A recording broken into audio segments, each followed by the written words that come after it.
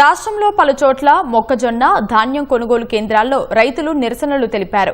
వరంగల్ జిల్లా నర్సంపేట నియోజకవర్గంలోని మండలాలలో ఉన్న కొనుగోలు కేంద్రాలను పరిశీలించిన మాజీ ఎమ్మెల్యే పెద్ది సుదర్శన్ రెడ్డి వారం రోజుల్లో నియోజకవర్గం మొత్తం మొక్కజొన్నల కొనుగోలు పూర్తి చేయాలని, లేదంటే భారీ ఎత్తున నిరసనలు చేపడతామని హెచ్చరించారు.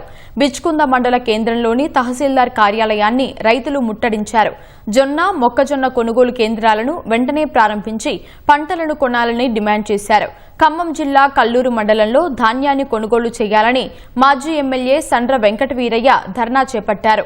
ఇప్పటి వరకు కొనుగోలు ఎక్కడా ప్రారంభించకపోవడం చూస్తుంటే ప్రభుత్వానికి రైతుల పట్ల ఉన్న కపట ప్రేమ అర్థమవుతుందని విమర్శించారు.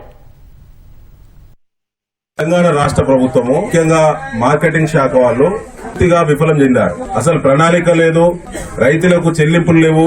ఆ తర్వాత ప్రభుత్వం ఇప్పటి వరకు మార్కెట్ లో మొక్కజొన్న కొనుగోలు మీద రాష్ట్ర ప్రభుత్వము జీవో కూడా విడుదల ఈ నిమిషానికి చేయలేదు. ఈ నియోజకవర్గ మొక్కజొన్న రైతులు పండించిన ప్రతి గింజ 2400 రూపాయలు కొనాలి.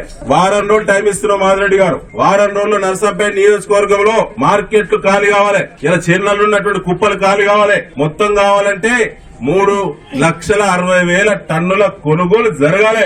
జరగకుంటే తీవ్రమైన నిరసనలు వారం రోజులకు ఉంటది ఖచ్చితంగా అని చెప్పి నేను తెలియజేస్తూ